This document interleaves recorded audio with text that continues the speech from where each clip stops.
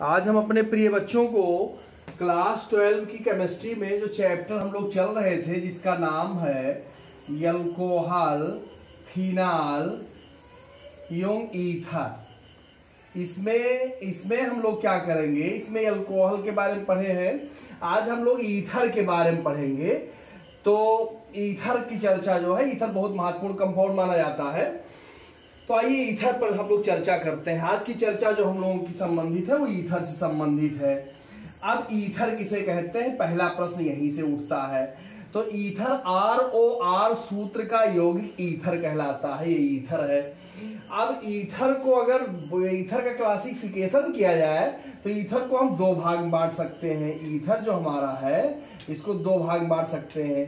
Number एक सममित ether है, सममित ईथर है, और दूसरा असममित है, असममित है। ये हो गया।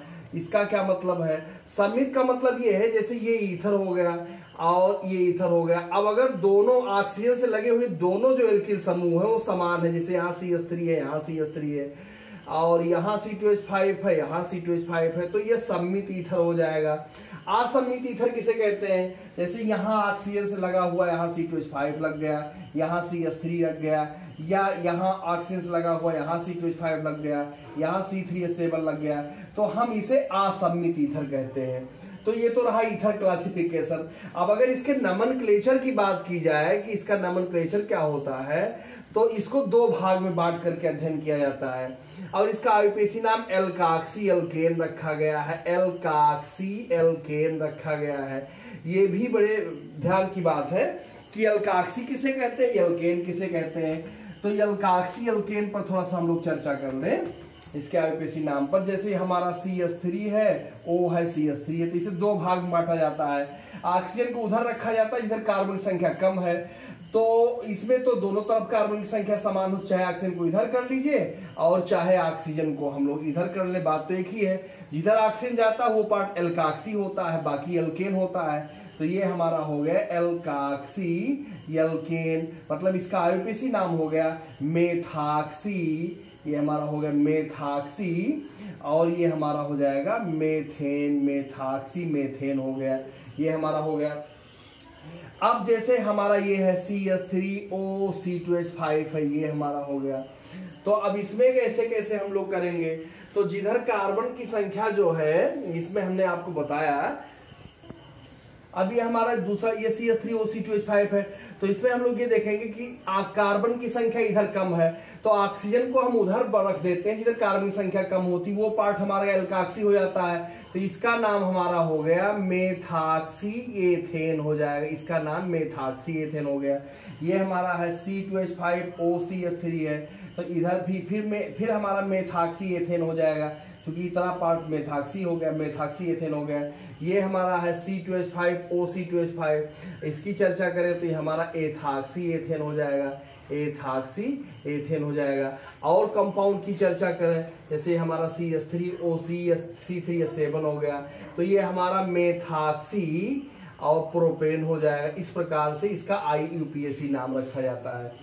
तो अभी इसका क्लासिफिकेशन हम लोग कर लिए, नोमेनक्लेचर आईयूपीएसी कर लिए। अब हम लोग यहाँ ईथर का एक महत्वपूर्ण कंपाउंड डाई एथिल ईथर के बारे में अध्ययन करेंगे। तो आइए हम लोग चर्चा करते हैं डाई एथिल ईथर। ये इसका साधारण नाम है डाई एथिल ईथर। इसका सूत्र है C2H5O C2H5। अगर इसके आईयूपीएसी नाम की चर्चा करें तो अक्सर ऐसे चला जाएगा, इधर से दोनों तरफ बराबर है, तो ये हमारा हो जाएगा एथॉक्सी एथेन हो जाएगा। इस तरीके से इसका आईयूपीएसी नाम हुआ। अब इसको अगर बनाने की प्रयोगशाला विधि की चर्चा की जाए, बनाने की प्रयोगशाला विधि की चर्चा की जाए, तो इसमें हम लोग क्या करते हैं, एथिल अल्कोहल लेते हैं CH3CH2, और ये एथिल अल्कोहल हमारा जो है CH3CH2OH हो गया, एथिल अल्कोहल हो गया। अब इसमें हम लोग H2SO4 से क्रिया कराएंगे। HHSO4 ऐसे लिखते हैं, H2SO4 को HHSO4। ये 100 डिग्री सेंटीग्रेड पर यहाँ गर्म किए तो हमारा वाटर निकल गया, ये हो गया वाटर के मालिक्यूल निकल गए, और ये हमारा हो गया CH3CH2HSO4, एथिल हाइड्रोजन सल्फेट इसको बोलते हैं। अब ये इक्वेशन नंबर A मान लीजिए इसे। फिर यहाँ हम ये चीज ले लेंगे CH3 CH2 HSO4 ले लिए, एथिल हाइड्रोसल्फेट ले लिया, और इसमें हम लोग पुनः एथिल कोहल से क्रिया कराएंगे CH3 CH2OH से। तो जब इसको 140 डिग्री सेंटीग्रेड तक लगभग गर्म करेंगे तो यहाँ से ये हमारा H2SO4 निकल जाएगा, ये H2SO4 निकल जाएगा और ये हमारा डाई एथिल ईथर बन जाएगा इस तरीके से C2H5 OC2H5, ये हमारा इथाक्सी एथिल या डाई एथिल ईथर बन गया। इसको अभिक्रिया B मान लेते हैं। हम ये देख रहे हैं कि अभिक्रिया ए में जो H2SO4 हमने प्रयोग किया है वही अभिक्रिया B में स्वतः प्राप्त हो जा रहा है। तो अभिक्रिया B में जो H2SO4 प्राप्त हुआ है वो अभिक्रिया ए में पुनः प्रयुक्त कर लिया जाता है। इस प्रकार अगर एथिल कोहल का थोड़ा सी भी मात्रा है तो ये जो है ये एथिल कोहल की अगर मात्रा है तो H2SO4 चूंकि अभिक्रिया B में बन जाता है तो ये अभिक्रिया स्वतः होती रहती है। तो इस नाते इसको अविरत ईथरीकरण विधि कहते हैं, कंटिन्यूअस प्रोसेस में होता रहता है। लेकिन एक चीज और है यहाँ कि ये जो H2SO4 है अभिक्रिया ए में जो H2O प्राप्त हो जाता है इसे डाइल्यूट हो जाता है तो बीच बीच में इसे बदलना पड़ता है। लेकिन हम इसको एक प्रश्न पूछा जाता है बोर्ड एग्जाम में कि डाई एथिल ईथर बनाने की प्रयोगशाला विधि को हम अविरत ईथरीकरण विधि क्यों कहते हैं, ये एक प्रश्न आता है। इसका जवाब ये है कि अभिक्रिया ए में प्रयुक्त हुआ H2SO4 पुनः अभिक्रिया B में स्वतः प्राप्त हो जाता है और इसको अभिक्रिया ए में पुनः प्रयुक्त कर लिया जाता है। इस प्रकार यह अभिक्रिया तब तक चलती रहती है जब तक एथिल कोहल की मात्रा होती है। तो इसी नाते इसको अविरत कंटिन्यूअस प्रोसेस अविरत ईथरीकरण विधि कहा जाता है। ये अलग बात है कि ये जो H2SO4 प्राप्त होता है अभिक्रिया B में, ये अभिक्रिया ए में प्राप्त हुआ H2O से डाइल्यूट हो जाता है तो बीच बीच में इसे बदलना पड़ता है। लेकिन फिलहाल इसको अविरत ईथरीकरण विधि कहा जाता है। ये हो गया। अब इसमें फिगर कैसे हम लोग बनाएंगे, कैसे थोड़ा फिगर की चर्चा कर लिया जाए। यहाँ जो है छोटा सा फिगर बना देते हैं। इसमें गोलपेदी का फ्लाक्स होता है ऐसे ये हमारा गोल, यहाँ हम थर्मामीटर लगा देते हैं, ऐसे ही थर्मामीटर लगा देते हैं। ये हमारा थिसिल फनल है इस प्रकार से, इसके रास्ता से हम इसमें ethyl alcohol CH3 CH2 HSO4 ये एथिल कोहल ये हो गया ये और H2SO4 का मिश्रण इसमें डालते हैं। नीचे से इसे गर्म करते हैं।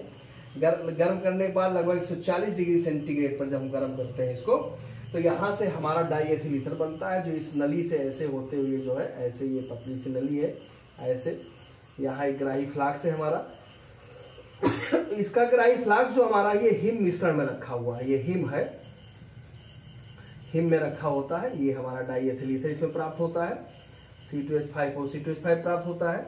ये हमारा इसमें कंडेंसर लगा हुआ है इस प्रकार से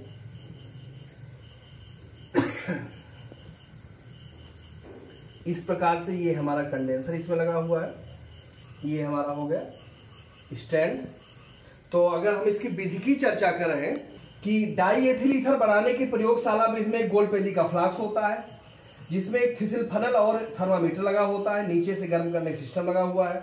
अब इसमें हम एथिल अल्कोहल और H2SO4 का मिश्रण लेकर इसे लगभग 140 डिग्री सेंटीग्रेड तक गर्म करते हैं जिससे हमें डाई एथिल ईथर प्राप्त होता है जिसको एक नली के माध्यम से संघनित्र से होते हुए ग्राही फ्लाक्स में एकत्रित कर लेते हैं जहां पहले से बर्फ रखा हुआ है, बर्फ में हम इसको प्राप्त करते हैं। इस प्रकार से ईथर प्राप्त हो जाता है।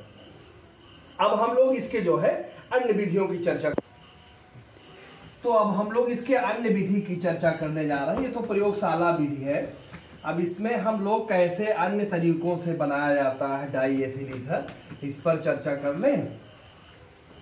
तो आइए चर्चा करते हैं अन्य विधि पर। एक नेम रिएक्शन है इसमें विलियमसन संश्लेषण, विलियमसन संश्लेषण, इसकी चर्चा हम नेम रिएक्शन में कर चुके हैं। यहाँ फिर से आप विलियमसन संश्लेषण में कैसे बनाया जाता है, इसमें जो है एक एल्किल हैलाइड होता है जैसे ये C2H5Br है और इसका जो है sodium ethoxide C2H5ONA sodium ethoxide के साथ जब इसको गर्म करते हैं तो गर्म करने पर जो हमारा बनता है वो NaBr ऐसे निकल गया, ये हमारा NaBr निकल गया और यहाँ C2H5OC2H5 भी हमारा डाई एथिल ईथर बन गया।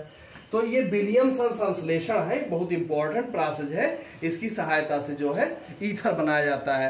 अब अगर इसी एक दूसरे विधि की एक और विधि की बात करें तो इसमें एथिल आयोडाइड पर शुष्क सिल्वर ऑक्साइड की क्रिया द्वारा बनता है। ये हमारा एथिल आयोडाइड है, एथिल आयोडाइड, ये हमारा एथिल आयोडाइड है C2H5I कर देते हैं। ये हमारा सिल्वर ऑक्साइड है AgOAg, क्योंकि सिल्वर ऑक्साइड का सूत्र Ag2O होता है तो Ag हमने इस प्रकार से लिख दिया। अब यहाँ हम ये देख रहे हैं कि यहाँ से AgI निकलेगा, यहाँ से AgI निकलेगा, तो 2AgI हमारा निकल जाएगा इस प्रकार से। और यहाँ जो हमारा बनेगा वो C2H5OC2H5, ये C2H5OC2H5 डाई एथिल ईथर बन गया। तो ये ईथर बनाने की 3 विधियों पर हम लोगों ने चर्चा किया। पहला तो हम लोगों ने इसके प्रयोगशाला विधि को बनाया, दूसरा विलियमसन संश्लेषण के द्वारा बनाया, तीसरा एथिल आयोडाइड पर सिल्वर ऑक्साइड की क्रिया द्वारा बनाया। अब हम इसके भौतिक गुणों की चर्चा करेंगे, इसके फिजिकल प्रॉपर्टीज पर। तो हम लोग इसके भौतिक गुणों की चर्चा करने जा रहे हैं, इसके फिजिकल प्रॉपर्टीज पर। ये हमारा है इसका भौतिक गुण। अब भौतिक गुण में क्या है, फिजिकल प्रॉपर्टीज में क्या है, ईथर के जो गुण है हमारे, यह रंगहीन विशिष्ट ईथरीय गंध वाला अत्यंत ज्वलनशील द्रव है। यह जल में आबिलीय होता है। इसका क्वथनांक 34.5 डिग्री सेंटीग्रेड, इसका जो बॉइलिंग पॉइंट होता है वो 34.5 डिग्री सेंटीग्रेड होता है, ये इसका क्वथनांक होता है। यह वायु के साथ एक विस्फोटक मिश्रण बनाता है। इसकी वाष्प को सूंघने से बेहोशी आ जाती है। ये सब इसके विशेष फिजिकल प्रॉपर्टीज के दायरे में आते हैं। अब अगर हम इसके केमिकल प्रॉपर्टीज की चर्चा करें तो रासायनिक गुण की चर्चा की जाए अगर, तो रासायनिक गुण में हम लोग जो है जो इंपॉर्टेंट रिएक्शन है उन्हीं को यहाँ पढ़ेंगे। तो रासायनिक गुण में सबसे पहला रिएक्शन हमारा है दहन। हम जानते हैं कि दहन हमेशा ऑक्सीजन के उपस्थिति में होता है। तो यहाँ जो है ये हमारा डाई एथिल ईथर हो गया C2H5 इसी का रासायनिक गुण। ये हमारा ऑक्सीजन हो गया, 6 मॉलिक्यूल ऑक्सीजन हम यहाँ ले लेंगे, तो ये हमारा जो है 4 मॉलिक्यूल कार्बन डाइऑक्साइड बन जाएगा और वाटर बन जाएगा। तो वाटर जो है, वाटर के यहाँ 5 मॉलिक्यूल बनेंगे तभी बैलेंस होगा, क्योंकि 5 ऑक्सीजन, 4 दूनी 8 5 13 ऑक्सीजन, 6 दूनी 12 13 ऑक्सीजन। हम जानते हैं किसी भी यौगिक का दहन करने पर कार्बन डाइऑक्साइड जल ही बनते हैं। तो इस प्रकार ईथर का जब दहन किया गया तो कार्बन डाइऑक्साइड और जल प्राप्त हुए। अब इसके बाद इसके अपचयन की बात करते हैं। तो अगर इसमें जो है सोडियम द्रव अथवा अमोनिया ले लिया जाए, या सोडियम ले लिया जाए या द्रव अमोनिया ले लिया जाए, इसके उपस्थिति में इसका अपचयन कराते हैं। तो ये अपचयन हो गया हमारा। तो अब इसका अपचयन हम C2H5OC2H5 लेते हैं, इसका 2 मॉलिक्यूल हाइड्रोजन लेके अपचयन कराते हैं सोडियम की उपस्थिति या द्रव अमोनिया की उपस्थिति में। जब इसका अपचयन कराएंगे तो ये हमारा एथेन बनेगा और एथिल कोहल बनेगा।